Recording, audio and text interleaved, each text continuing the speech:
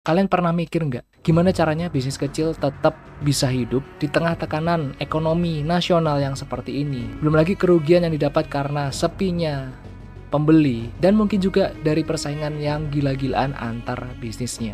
Bisnis itu bukan soal siapa yang paling cepat untung, tapi siapa yang nggak berhenti jalan.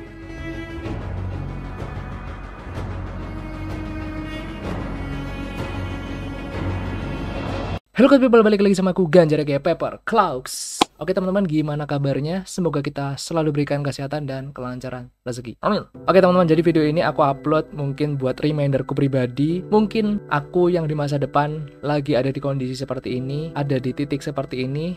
Dan ketika Ganjar di masa depan melihat video ini, dia tahu bahwa dia itu harus tetap jalan, harus tetap melangkah. Dan buat teman-teman juga mungkin yang lagi ada di fase ini, yang lagi sekarang mungkin juga dalam fase yang susah atau fase yang berat, semoga video ini juga bisa jadi penyemangat buat kalian untuk tetap melangkah.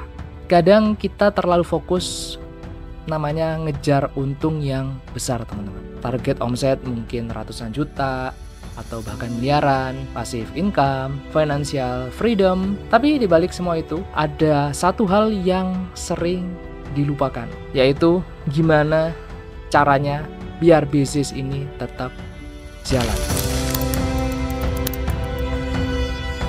Waktu kita mulai bisnis, kita pasti punya mimpi yang gede, yang besar. Mau kayak dari buka bisnis, mau lepas dari kerja kantoran, mau sukses lewat usaha sendiri. Tapi kenyataannya modal kepotong, barang stuck, barang nggak keluar, bikin konten udah tiap hari tapi belum ada yang beli, capek sendiri, kerja sendiri, mikir sendiri. Nah, di situ kadang kita mulai namanya ngerasa gagal. Tapi sebenarnya gagal itu bukan saat kita lagi nggak untung atau lagi rugi.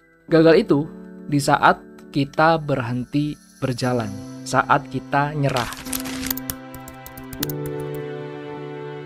Banyak orang berpikir bisnis itu harus langsung besar, langsung viral, langsung cuan. Padahal bisnis itu lebih mirip maraton ketimbang sprint. Kalau misalnya kita ngomongin lomba lari, yang penting bukan siapa yang paling cepat, tapi siapa yang paling bisa konsisten. Bisnis kecil yang bisa bertahan 5 tahun itu jauh lebih kuat dibanding bisnis viral yang cuma bertahan 5 bulan. Kunci dari bisnis itu bisa tetap jalan adalah tetap produksi walau sedikit, tetap promosi walaupun belum viral, tetap melayani walaupun orderan mungkin cuma 1 atau 2. Karena selama kita nggak berhenti, kita masih punya peluang. Untung itu nggak selalu tentang angka teman-teman. Kadang untung itu adalah ilmu yang kita dapat dari suatu kegagalan. Untung itu ketika ada satu pelanggan yang mereka itu balik order lagi atau repeat order. Untung itu saat kita tetap jualan tanpa harus namanya ngutang. Untung itu saat kita nggak menyerah. Karena nanti setelah cukup lama kamu menjalani bisnismu, kamu bakal sadar, yang bertahanlah yang akhirnya akan menang. Kalau kamu jar atau kalian teman-teman sekarang lagi ngerasa capek, lagi ngerasa nggak ada hasil, lagi mikir apa aku harus berhenti ya? Aku cuma mau bilang satu hal, calm down, tenang teman-teman. Jar, kamu nggak sendirian. Banyak ribuan pebisnis kecil di luar sana juga lagi mikirin hal yang sama. Tapi yang bikin beda mungkin cuma satu. Ada yang mutusin bakal tetap lanjut, ada yang mutusin untuk berhenti. Kalau kamu lagi jalanin bisnis kecil dan bisa bertahan, itu udah luar biasa. Itu udah bukti bahwa kamu itu kuat. Dan kalau hari ini kamu belum dapat untung yang besar, jangan sedih teman-teman. Fokus aja ke satu hal dulu. Gimana caranya bisnis kamu bisa tetap survive.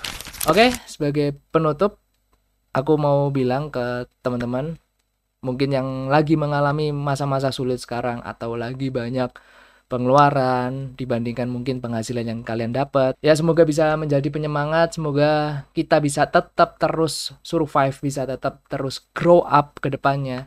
Semangat terus buat kalian mungkin juga yang masih baru mulai gitu ya membangun bisnis atau sekarang lagi struggling buat survive kayak aku tadi bilang. Di tengah kondisi ekonomi yang nggak baik-baik saja, di tengah kekonyolan-kekonyolan pejabat kita, dan ujung-ujungnya rakyat yang harus diperah ya, susunya harus di romusa. Ya, sekali lagi teman-teman, ingat bukan soal seberapa cepat kamu bisa sukses. Nggak usah khawatir lihat pencapaian orang karena kita punya timeline kita sendiri. Nggak usah worry, nggak usah insecure lihat teman kalian atau lihat orang mungkin under 30 udah punya macam-macam. It's okay teman-teman, kita punya timeline kita sendiri.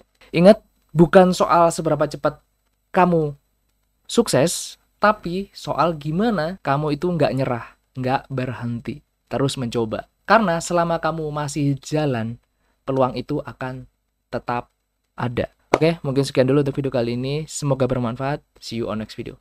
Bye-bye.